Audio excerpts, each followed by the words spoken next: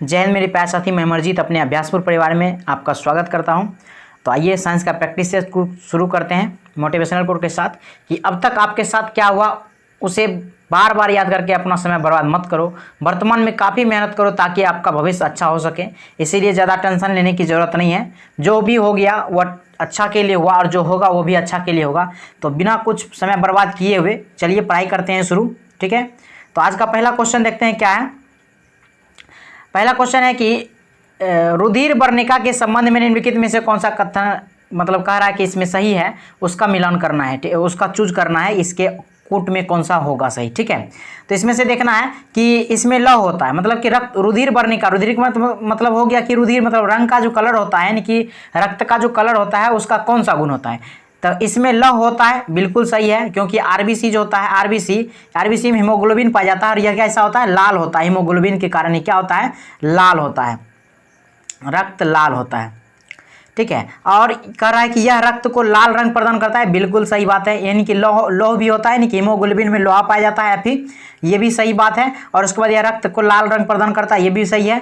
यह कुछ रोगों की प्रतिरोधक क्षमता प्रदान करता है, बिल्कुल नहीं, क्योंकि यह जो कम है व्हाइट ब्लड सेल का कम है, किसका, WBC का कम है, किसका, WBC का, तो यह नहीं होगा। ठीक है, उसके बाद यह रक्त में ऑक्सीजन का वाहक है, बिल्कुल। हीमोग्लोबिन जो होता है आरबीसी में जो पाया जाता है वही जो क्या करता है, वह ऑक्सीजन का वहन करता है, फेफड़ा से ले जाता है शरीर के पूरे अंग में। ठीक है, तो इसका मतलब है कि 1, 2 और 4 इसका सही हो जाएगा, तो ऑप्शन नंबर सी इसका सही आंसर होगा। चलिए आगे बढ़ते हैं, अगला क्वेश्चन देखते हैं कि नेफ्रॉन संबंध है। देखिए नेफ्रॉन क्या होता है, नेफ्रॉन होता है किडनी से संबंधित, मतलब कह सकते हैं किडनी जो बना होता है यानी कि ब्रिक कह सकते हैं, या उसी को क्या कह सकते हैं, किडनी ब्रिक, या उसी को क्या कहते हैं, गुर्दा कहते हैं। ये जो बना होता है किससे बना होता है, नेफ्रॉन से मिलकर के बना होता है। यानी कि कह सकते हैं कि एक किडनी, दोनों किडनी की मिलाकर, ये 2 किडनी होता है ना, ये 2 किडनी दोनों मिलाकर के लगभग 10 से 12 लाख, कितना, 10 से 12 लाख लगभग जो है नेफ्रॉन रहता है। इस 10 से 12 लाख नेफ्रॉन से बना हुआ रहता है किडनी। ठीक है, तो इस प्रकार से याद रखिए।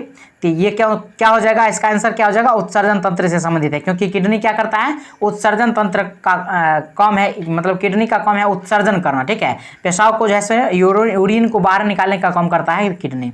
और उसके बाद क्या दूसरा काम कौन सा होता है, दूसरा काम होता है इसको ब्लड का छनन करना। ठीक है, ब्लड को छानना। लेकिन कहेगा यदि ब्लड को साफ कौन करता है, तो ब्लड को साफ करने, शुद्ध करने का काम करता है, शुद्ध करने का काम करता है फेफड़ा। लेकिन कहेगा कि इसको छानने का काम कौन करता है, तो छानने का काम किडनी करता है। ठीक है, उत्सर्जन तंत्र। चलिए आगे बढ़ते हैं, अगला क्वेश्चन है कि नेफ्रोलॉजी डैश के साथ जुड़ा हुआ है। देखिए नेफ्रोलॉजी की बात कर रहा है, तो नेफ्रोलॉजी किसका हो जाएगा, गुर्दा हो जाएगा। ऑप्शन नंबर सी सही हो जाएगा, क्योंकि गुर्दा को ही क्या कहते हैं, किडनी भी बोलते हैं, और इसी को क्या बोलते हैं, ब्रिक भी बोलते हैं। ब्रिक, किडनी या गुर्दा एक ही, तीनों एक ही नाम है। ठीक है, और आप कंफ्यूज होइएगा किसमें, तो आपको दे देगा, जैसे कि मान लीजिए कि जिगर दे दिया, क्या जिगर दे दिया, जिगर, यकृत और लीवर, जिगर, यकृत, लीवर, ये तीनों एक नाम है। क्या ये जिगर, यकृत और लीवर है, ये क्या है, ये तीनों एक है। और उसके बाद गुर्दा कह दे या किडनी कह दे या ब्रिक कह दे, या तीनों क्या हो जाता है, एक हो जाता है। तो इसको याद रखिए, नहीं तो बहुत ज़्यादा कंफ्यूजन हो जाएगा। ठीक है, आगे बढ़ते हैं, अगला क्वेश्चन देखते हैं कि मनुष्य शरीर में खून की शुद्धिकरण का प्रक्रिया क्या है। देखिए खून की शुद्धिकरण, तो खून की शुद्धिकरण जब किडनी नहीं कर पाता है तब क्या कर जाता है, डायलिसिस किया जाता है, यानी कि बाहर एक मशीन लगा दिया जाता है, और उसमें जो किडनी का काम है छानना ब्लड को, वह छानने का काम कौन करता है, डायलिसिस एक मशीन करता है। तो अर्थात कह सकते हैं कि शुद्धिकरण की प्रक्रिया को क्या कहा जाता है, डायलिसिस कहा जाता है। हेमोलिसिस देखिए क्या होता है, हेमोलिसिस होता है रक्त को तोड़ना, क्या कहलाता है, हेमोलिसिस कहलाता है। अब पैरालिसिस क्या है, पैरालिसिस तो एक बीमारी है। और ऑस्मोसिस क्या होता है, तो ऑस्मोसिस होता है कि सिकरे हुए को तोड़ना, मतलब कि जो सिकुड़ा हुआ कोई भी चीज है तो उसको तोड़ना क्या कहलाता है, ऑस्मोसिस कहलाता है। इस प्रकार से ऑप्शन ये सब याद रखिए। चलिए आगे बढ़ते हैं, अगला क्वेश्चन देखते हैं।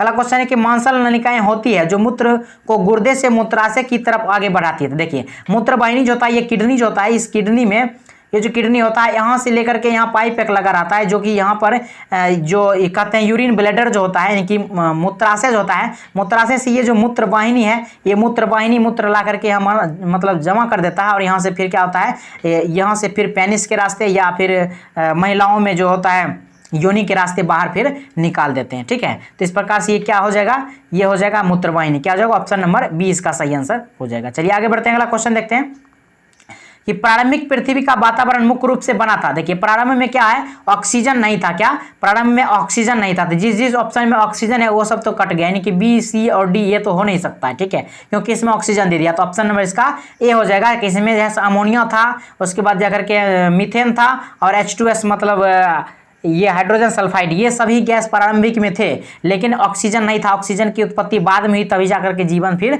संभव हो पाया। ठीक है, आगे बढ़ते हैं, अगला क्वेश्चन देखते हैं। अगला क्वेश्चन है क्या कि किसी सैटेलाइट और पृथ्वी के बीच आकर्षण का गुरुत्वाकर्षण बल डैश को तेजी प्रदान करता है। देखिए अभिकेंद्री बल जो होता है, किसी भी वस्तु में जब घूम रहा है तो केंद्र की ओर लगने वाला जो बल होता है वह होता है अभिकेंद्री बल। क्या होता है? अभिकेंद्री बल। लेकिन जैसे कि झूला हो गया, झूला झूलते वक्त क्या होता है, ये दूर की ओर यानी केंद्र से बाहर की ओर जाता है, तो ये होता है अपकेंद्री बल। क्या होता है? ये होता है अपकेंद्री बल। तो झूला वाला में जो होता है, जैसे घोड़ा वाला जो झूला कहीं सर्कस में लगा रहता है तो वो बाहर की ओर जब झूलने लगता है तो बाहर की ओर फेंकाता है, तो उसमें होता है अपकेंद्री बल। लेकिन जो भी मतलब वृत्ताकार मार्ग पर पत्थर पर चक्कर काट रहा है उस समय अभिकेंद्री बल होगा। चलिए आगे बढ़ते हैं, अगला क्वेश्चन देखते हैं कि जब कोई वस्तु एक समान वृत्तीय गति में घूर्णन करती है तो उसका प्रत्येक बिंदु पर इसका क्या बदल जाता है? तो देखिए इसमें वेग बदल जाता है। क्या? प्रत्येक बिंदु पर वेग बदल जाता है, और यह प्रत्येक बिंदु पर वृत्ताकार मार्ग में जो स्पर्श रेखा है, स्पर्श रेखा की ओर वेग का दिशा होता है। कैसा होता है? स्पर्श रेखा की ओर। लेकिन यदि बात करें आपको बात किसकी करें, यदि बात करें आपको त्वरण और बल की दिशा किधर होगी, तो त्वरण और बल की जो दिशा होती है, त्वरण और बल की दिशा, वह त्वरण और बल की दिशा होती है केंद्र की ओर। किधर होती है? केंद्र की ओर होती है। बहुत ज्यादा पूछा जाता है कि त्वरण की दिशा किधर होती है, तो त्वरण की दिशा केंद्र की ओर होती है, बल की दिशा भी केंद्र की ओर होती है। लेकिन वेग की दिशा क्या होती है? वेग की दिशा स्पर्श रेखा की ओर होती है। चलिए आगे बढ़ते हैं, अगला क्वेश्चन देखते हैं। अगला क्वेश्चन है कि जब सरल लोलक का आयाम बढ़ाया जाता है तो उसका आवर्तकाल क्या होगा? देखिए टी बराबर आवर्तकाल बराबर क्या होता है? 2π√L/g। क्या होता है? √L/g। देखिए इसमें लंबाई पर, गुरुत्वीय त्वरण पर ये निर्भर करेगा क्या चीज? ये आवर्तकाल निर्भर करेगा। लेकिन इसमें क्या रहा? आयाम। आयाम जो कि महत्तम विस्थापन को आयाम कहा जाता है, यानी कि कोई लोलक ऐसे लटका हुआ है, ये जितना दूर तक आगे पीछे जा रहा है, तो ये जो महत्तम विस्थापन है, ये महत्तम विस्थापन को क्या कहा जाता है? आयाम कहा जाता है। तो इसमें तो कहीं पर जो है टी बराबर 2π√L/g में यहाँ पर जो कहीं पर है ही नहीं आयाम की बात, तो इसका मतलब है कि क्या हो जाएगा? अपरिवर्तित होगा, क्योंकि इसमें लंबाई और गुरुत्वीय त्वरण पर ही निर्भर करेगा, बाकी और कोई चीज पर आवर्तकाल निर्भर ही नहीं करेगा, तो अपरिवर्तित रहता है। चलिए आगे बढ़ते हैं, अगला क्वेश्चन देखते हैं कि किसी घड़ी के लोलक की लंबाई बढ़ाए जाने पर क्या होगा? तो किसी घड़ी के लोलक की लंबाई यदि बढ़ा दिया जाए, तो लोलक की लंबाई यदि बढ़ा देंगे तो क्या होगा? उसका जैसा अवधि बढ़ जाएगा, क्योंकि देखिए यदि कोई घड़ी है, ये छोटा है, देखिएगा आप कोई छोटा है, मतलब ले लीजिए कोई रस्सी और उसको क्या कीजिए, ऐसे झुलाइए तो तुरंत झूलेगा, ठीक है, तुरंत झूलेगा। लेकिन यदि बड़ा कर लीजिएगा तो उसको इधर आने में ज्यादा टाइम लगेगा, फिर इधर आने में ज्यादा, यानी कि डिस्टेंस इसका क्या हो गया? ये डिस्टेंस बढ़ गया, तो ये क्या हो जाएगा? धीरे धीरे क्या हो जाएगा? यह घड़ी पीछे हो जाएगा, मतलब कि ज्यादा इसको टाइम लग जाएगा अपने सही स्थान पर पहुंचने के लिए। तो इसका ऑप्शन कौन सा हो जाएगा कि अवधि बढ़ जाती है, वह घड़ी पीछे हो जाएगी, क्योंकि अवधि बढ़ जाएगी, इधर गया फिर यहाँ वापस आया, तो इस तरह से दोलन होगा तो अधिक समय लेगा, इसका मतलब है क्या? वह घड़ी क्या हो जाएगी? पीछे हो जाएगी। ठीक है, तो ऑप्शन नंबर ए इसका सही आंसर हो जाएगा। चलिए आगे बढ़ते हैं, अगला क्वेश्चन देखते हैं कि पानी का घनत्व क्या होता है। देखिए पानी का घनत्व होता है 1000 किलोग्राम प्रति घन मीटर।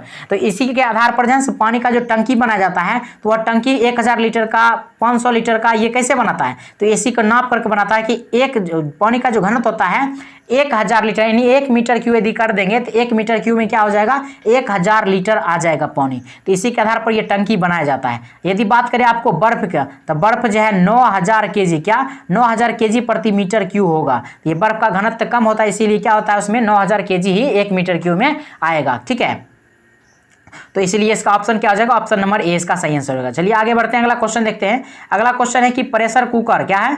प्रेशर कुकर में खाना कम समय में पकता है, क्योंकि देखिए प्रेशर कुकर में खाना कम समय में क्यों पकता है? क्योंकि उसमें जो क्षेत्रफल है, वह क्षेत्रफल तो मान सकते हैं कि कह सकते हैं कि एक तरह से वॉल्यूम जो है, वह वॉल्यूम तो एक कांस्टेंट है। क्या है? वॉल्यूम कांस्टेंट है, और वॉल्यूम कांस्टेंट होने के कारण इसमें प्रेशर बढ़ रहा है, तो टेम्परेचर भी क्या हो रहा है? प्रेशर बढ़ने के कारण टेम्परेचर भी बढ़ रहा है, क्योंकि प्रेशर कुकर रहता है तो उसमें क्या हो जाता है? ये वॉल्यूम तो सेम रहता है, कांस्टेंट रहता है, ये वॉल्यूम नहीं बढ़ता है, क्योंकि बर्तन तो बढ़ेगा नहीं, और उसमें क्या होता है? प्रेशर बढ़ते जाता है, तो इसका टेम्परेचर भी क्या होता है? हाई चला जाता है। टेम्परेचर हाई जाता है तो इसके कारण क्या हो जाएगा? तो इसके कारण हो जाएगा इसमें अधिक दाब के कारण क्या हो जाएगा, उबलते पानी का ताप बढ़ जाता है, यानी कि ऑप्शन नंबर इसका सी सही आंसर हो जाएगा। चलिए आगे बढ़ते हैं, अगला क्वेश्चन देखते हैं कि एक थर्मामीटर का कोई 2000 डिग्री सेल्सियस मापने हेतु उपकरण का प्रयोग किया जाता है। तो पूर्ण विकिरण पायरोमीटर जो होता है यह 2000 डिग्री सेल्सियस मापने हेतु होता है, यानी कि 800 डिग्री सेल्सियस से यदि ज्यादा की बात कह दे, 800 डिग्री सेल्सियस से ज्यादा, तो पूर्ण विकिरण पायरोमीटर होता है, जो कि सूर्य का ताप मापने के लिए इसका प्रयोग किया जाता है। ठीक है, इस प्रकार से याद रखिए इसको। चलिए आगे बढ़ते हैं, अगला क्वेश्चन देखते हैं कि प्रेशर कुकर में भोजन तेजी से पकता है क्योंकि वायु दाब में वृद्धि होता है।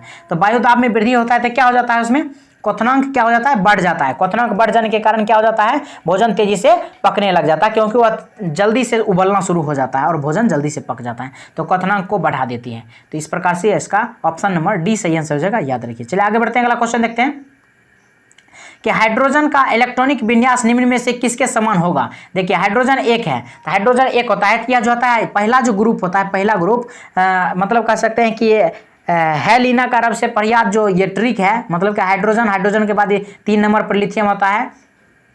ठीक है, यानी कि 1 3 के बाद फिर हो जाएगा 11, उसके बाद फिर होता है 19, यानी कि कह सकते हैं हाइड्रोजन, लिथियम, उसके बाद सोडियम हो गया, पोटेशियम हो गया, ये सब क्या है, ये सब क्षारीय धातु है। क्या है, ये सब क्षारीय धातु। पहला ग्रुप को कहते हैं, पहला ग्रुप को क्षारीय, और दूसरे ग्रुप को कहते हैं क्षारीय मृदा धातु। क्या कहते हैं, क्षारीय मृदा धातु, यानी कि बेटा मंगेकार सोटर बापरोई जो ट्रिक है, मतलब ये जो वाला ट्रिक है, यानी कि 2 2 उसके बाद 4 हो गया, उसके बाद जाकर के फिर इसमें 8 जोड़ेंगे तो यानी कि 12 हो गया। ये सब परमाणु क्रमांक वाला जो होता है, ये सब क्षारीय मृदा धातु होता है। और अक्रिय गैस की बात करें तो अक्रिय गैस जो होता है वह 18वां ग्रुप का है, और helium, neon, argon, krypton, xenon, radon, ये सब क्या है, अक्रिय गैस है। और हेलोजन ग्रुप 17वां ग्रुप है, जो कि हम कहते हैं फ्लोरीन, क्लोरीन, ब्रोमीन और आयोडीन होता है। ठीक है, तो इस प्रकार से इसका कौन सा हो जाएगा, ऑप्शन नंबर इसका सी सही आंसर हो जाएगा कि हाइड्रोजन इलेक्ट्रॉनिक विन्यास क्या हो जाएगा, क्षारीय धातु। हाइड्रोजन ग्रुप को क्या कहा जाता है, क्षारीय धातु के नाम से भी जाना जाता है। ठीक है, आगे बढ़ते हैं, अगला क्वेश्चन है निम्नलिखित में से कौन अर्ध धातु नहीं है। देखिए अर्ध धातु नहीं है तो बोरॉन भी अर्ध धातु कह सकते हैं, आर्सेनिक भी अर्ध धातु को ही उपधातु कहते हैं। तो बोरॉन भी है, आर्सेनिक भी है, सिलिकॉन भी, ये सब अर्ध धातु यानी कि उपधातु है। लेकिन क्लोरीन क्या है, क्लोरीन अधातु है। क्या है, क्लोरीन अधातु है। तो इस प्रकार से क्या हो गया, ऑप्शन नंबर इसका बी सही आंसर हो जाएगा, ऑप्शन नंबर बी। चलिए आगे बढ़ते हैं, अगला क्वेश्चन है कि निम्नलिखित में से कौन हेलोजन का क्वथनांक उच्चतम होता है। देखिए हेलोजन का क्वथनांक यानी कि ऊपर से नीचे की ओर क्या होता है, बढ़ता है, ऊपर के नीचे आने पर बढ़ता है। तो सबसे नीचे होता है देखिए फ्लोरीन, क्लोरीन, ब्रोमीन और आयोडीन, एस्टाटीन, यही होता है हेलोजन ग्रुप। तो इसमें सबसे नीचे जो होगा, तो एस्टाटीन देखिए ऑप्शन में है ही नहीं, एस्टाटीन नहीं है तो आयोडीन हो जाएगा। आयोडीन का परमाणु क्रमांक कितना होता है, 53 होता है। तो आयोडीन का 53 होता है, तो इस प्रकार से ऑप्शन नंबर डी इसका सही आंसर हो जाएगा, क्योंकि नीचे आने पर बढ़ता है। तो सबसे अधिक एस्टाटीन का होता है, एस्टाटीन ऑप्शन में नहीं है तो आयोडीन, अगर आयोडीन भी ऑप्शन में नहीं रहता तो ब्रोमीन मारते, ब्रोमीन भी नहीं रहता क्लोरीन, क्लोरीन नहीं था फ्लोरीन। ठीक है, इस प्रकार से अगर सबसे कम का था तो फ्लोरीन मारते, सबसे अधिक का रहा है इसका मतलब आयोडीन हो जाएगा, क्योंकि क्वथनांक नीचे आने पर क्या होता है, बढ़ता है। चलिए आगे बढ़ते हैं, अगला क्वेश्चन है कि निम्नलिखित में से कौन सा कार्बन का एक अपर रूप नहीं है। देखिए ग्रेफाइट भी कार्बन का अपर रूप है, डायमंड भी कार्बन का अपर रूप जिसको हीरा बोलते हैं, और कोई ये फ्लोरीन भी क्या होता है, फ्लोरीन सी कार्बन कह सकते हैं कि कार्बन 60 होता है, ये फ्लोरीन ये होता है कार्बन का ही अपर रूप होता है। लेकिन कोयला क्या है, कोयला एक कार्बन का अपशिष्ट है। क्या है, अपशिष्ट है, यह अपर रूप नहीं है, कह सकते हैं एक तरह से कचरा है ये। ठीक है, तो कोयला हो जाएगा इसका सही आंसर, ऑप्शन नंबर डी हो जाएगा। चलिए आगे बढ़ते हैं, अगला क्वेश्चन है कि निम्नलिखित में से किसके घनत्व और क्वथनांक दोनों निम्न होते हैं। तो देखिए किसके निम्न क्वथनांक और घनत्व होते हैं, तो देखिए कॉपर और ये कह सकते हैं सोना, AU यानी कि औरम जिसको बोलते हैं। तो ये भी बहुत ज़्यादा पूछा जाता है, औरम जो होता है, और मतलब किसका, ये सोना का जो है लैटिन नाम क्या होता है, औरम होता है। ठीक है, और ये पूछ लेगा यदि आपको कि आयरन का लैटिन नाम क्या होता है, तो वो हो जाता है फेरम। क्या होता है, फेरम हो जाता है। इस प्रकार से याद रखिए।